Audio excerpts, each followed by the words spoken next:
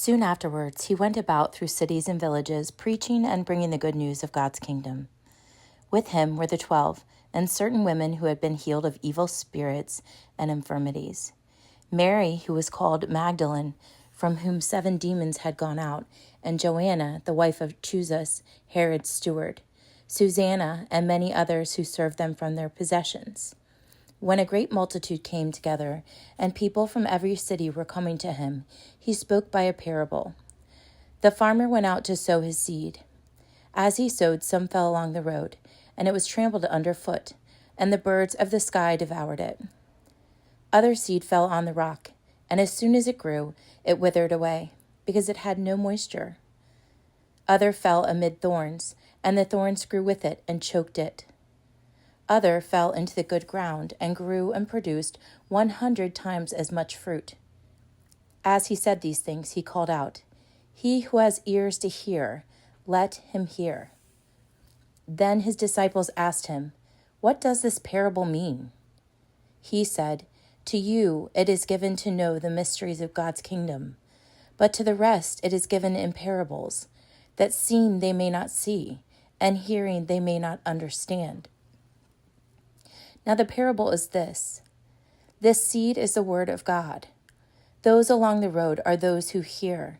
Then the devil comes and takes away the word from their heart, that they may not believe and be saved. Those on the rock are they who, when they hear, receive the word with joy, but these have no root. They believe for a while, then fall away in time of temptation. What fell among the thorns, these are those who have heard, and as they go on their way, they are choked with cares, riches, and pleasures of life, and they bring no fruit to maturity. Those in the good ground, these are those who with an honest and good heart, having heard the word, hold it tightly and produce fruit with perseverance. No one, when he has lit a lamp, covers it with a container or puts it under a bed, but puts it on a stand, that those who enter in may see the light. For nothing is hidden that will not be revealed, nor anything secret that will not be known and come to light. Be careful, therefore, how you hear. For whoever has to him he will be given, and whoever doesn't have from him will be taken away, even that which he thinks he has. His mother and brothers came to him, and they could not come near him for the crowd. Some people told him, "Your mother and your brothers stand outside, desiring to see you." But he answered them, "My mother and my brothers are those who hear the word of God and do it." Now on one of those days he entered into a boat, himself and his disciples, and he said to them, "Let's go over to the other side of the lake." So they launched out. But as they sailed, he fell asleep. A windstorm came down on the lake, and they were taking on a dangerous amounts of water. They came to him and awoke him, saying, Master, Master, we are dying." He awoke and rebuked the wind and the raging of the water. Then they ceased, and it was calm. He said to him, "Where is your faith?"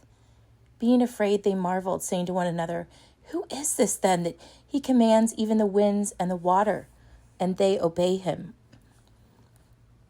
Then they arrived at the county of Gadarenes, which is opposite Galilee. When Jesus stepped ashore, a certain man out of the city, who had demons for a long time, met him.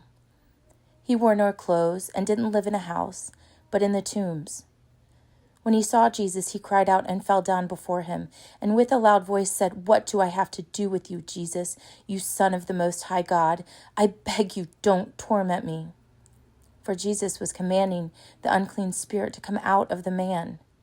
For the unclean spirit had often seized the man. He was kept under guard and bound with chains and fetters. Breaking the bonds apart, he was driven by the demon into the desert. Jesus asked him, "What is your name?" He said, "Legion," for many demons had entered into him. They begged him that he would not command them to go into the abyss. Now there was a herd of many pigs feeding on the mountain, and they begged him that he would allow them to enter into those. Then he allowed them. The demons came out of the man and entered into the pigs, and the herd rushed down the steep bank into the lake and were drowned. When those who fed them saw what had happened, they fled and told it into the city and in the country. People went out to see what had happened. They came to Jesus and found the man from whom the demons had gone out, sitting at Jesus' feet, clothed and in his right mind, and they were afraid. Those who saw it told them how he who had been possessed by demons was healed. All the people of the surrounding country of the Gadarenes asked him to depart from them, for they were very much afraid. Then he entered into the boat and returned. But the man from whom the demons had gone out begged him that he might go with him. But Jesus sent him away, saying, "Return to your house and declare what great things God has done for you." He went his way, proclaiming throughout the whole city what great things Jesus had done for him. When Jesus returned, the multitude welcomed him, for they were all waiting for him. Behold, a man named Jairus came, and he was a ruler of the synagogue. He fell down at Jesus' feet and begged him to come into his house, for he had only one born daughter, about 12 years of age, and she was dying. But as he went, the multitudes pressed against him. A woman who had a flow of blood for 12 years, who had spent all of her living on physicians and could not be healed by any, came behind him and touched the fringe of his cloak. Immediately the flow of her blood stopped. Jesus said, "Who touched me?" When all denied it, Peter and those with him said, "Master, the multitudes press and jostle you, and you say, 'Who touched me?'" But Jesus said, "Someone did touch me, for I perceive that power has gone out of me." When the woman saw that she was not hidden, she came trembling and falling down before him, declared to him in the presence of all the people the reason why she had touched him, and how she was healed immediately. He said to her, "Daughter, cheer up. Your faith has made you well. Go in peace." While he spoke, one from the ruler of the synagogue's house came, saying to him, "Your daughter is dead. Don't trouble the teacher." But Jesus, hearing it, answered him, "Don't be afraid. Only believe, and she will be healed."